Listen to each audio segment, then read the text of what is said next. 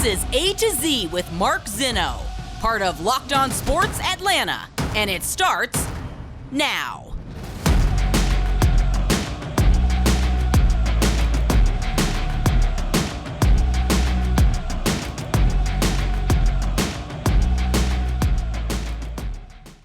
Good afternoon. Welcome to A to Z here on Locked On Sports Atlanta, where today I tell you have to start at the beginning. Welcome in. We are live on this Friday as we get set for Memorial Day weekend. Make sure you guys give us a follow on Twitter at Locked On ATL. Of course, I'm at Mark Zinno, MarkZinno. A lot to do today, including Britt Giroli of The Athletic going over Major League Baseball, the Braves' slow start, and the Mets' hot start. We'll get to that coming up here in a little bit. Plus, we got Shovels of Wisdom, and we'll get you set for Memorial Day weekend. And we appreciate you guys making A to Z part of your everyday sports listen. Thank you guys so much for being part of everything here at Locked On Sports Atlanta. All right, yesterday, the Falcons had their first open media session during OTAs, and we got a first look at what this team is going to be. That wasn't like the major headline. We'll get to that in a minute. Really, what came out of yesterday more than anything was that Deion Jones, whose departure from the Falcons is imminent, he is having shoulder surgery or procedure or whatever it is that's going to sideline him for a couple of weeks, or if not longer.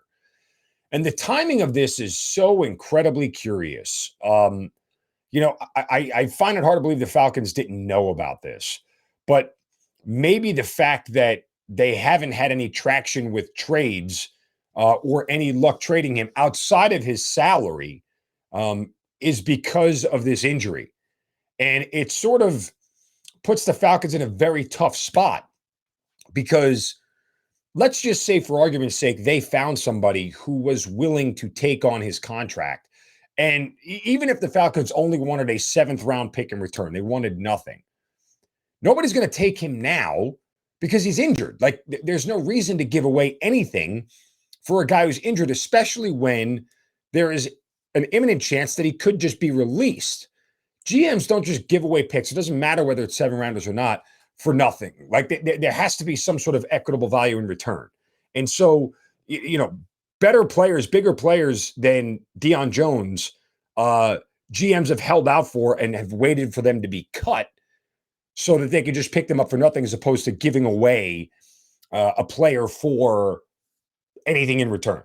So the timing of this is really curious. And while I'm not going to get into conspiracy theories, it does seem that, like, if Deion withheld this information and decided to wait till this point to tell the Falcons about an injury that he's had and went to outside doctors and everything else, he knows it would have put them in a bind.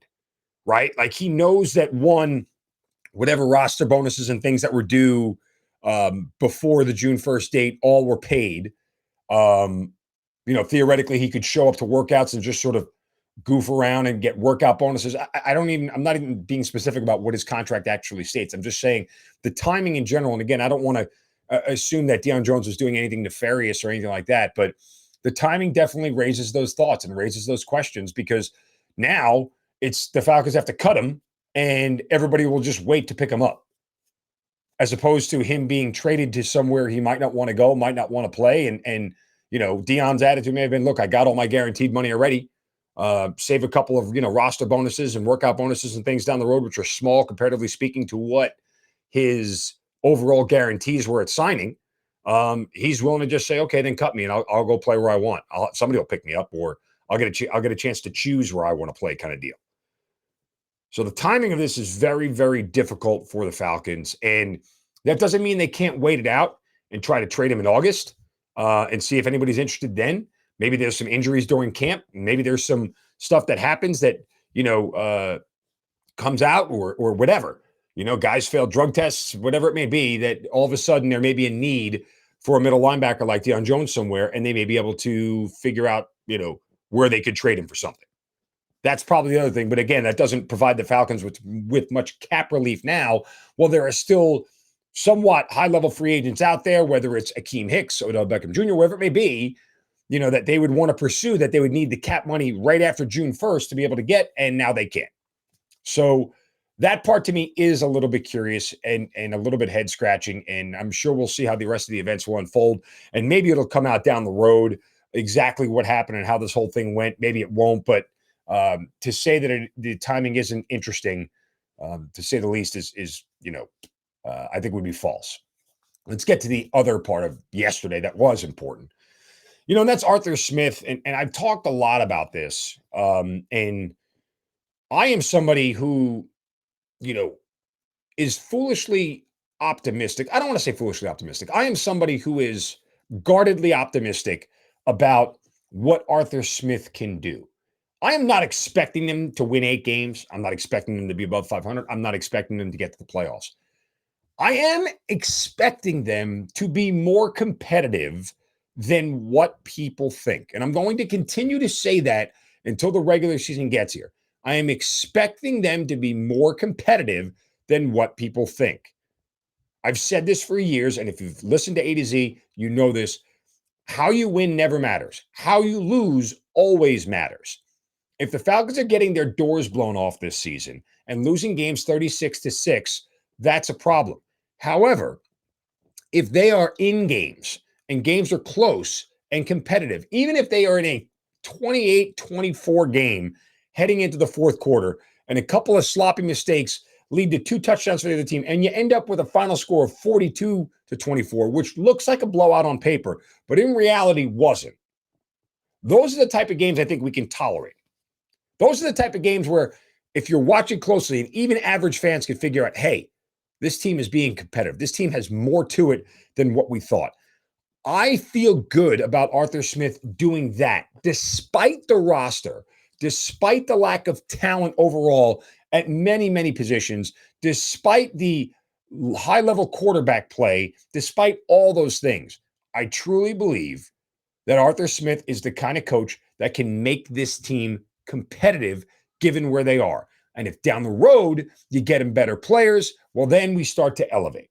Down the road is down the road. I'm just talking about this year.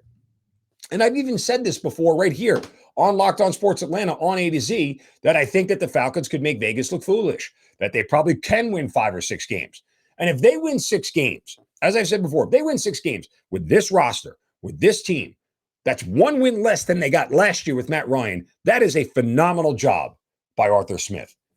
Falcons fans should be doing backflips about a team that wins 1 less game with Matt Ryan than they did without him. Without Matt Ryan than they did with him. Got it?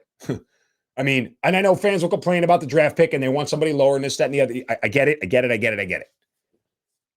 But still, in the big picture, as a coach, you have to be able to love that part of it. Because you know what, guys? If Arthur Smith can get to 6 wins with this team and this roster, then it doesn't really matter where he drafts, whether it's 10th or 5th. Whatever player they get, he can coach them, right? Whatever players they pick up in free agency next year with all the cap room, he can coach them. Don't worry about the draft pick because free agency next year is where the Falcons need to make their money. We're getting ahead of ourselves, but let's see how good this team can be. Let's see how competitive they can be. And let's see if they can start to actually surprise some people and win a couple more games than people think that they should. All right, speaking of competitive, when will the Braves start to be more competitive than what they are? Maybe as competitive as the Mets. Brett Giroli of The Athletic will join us next right here on A to Z on Locked On Sports Atlanta, free on YouTube and wherever you get your podcast. Search Locked On Sports Atlanta.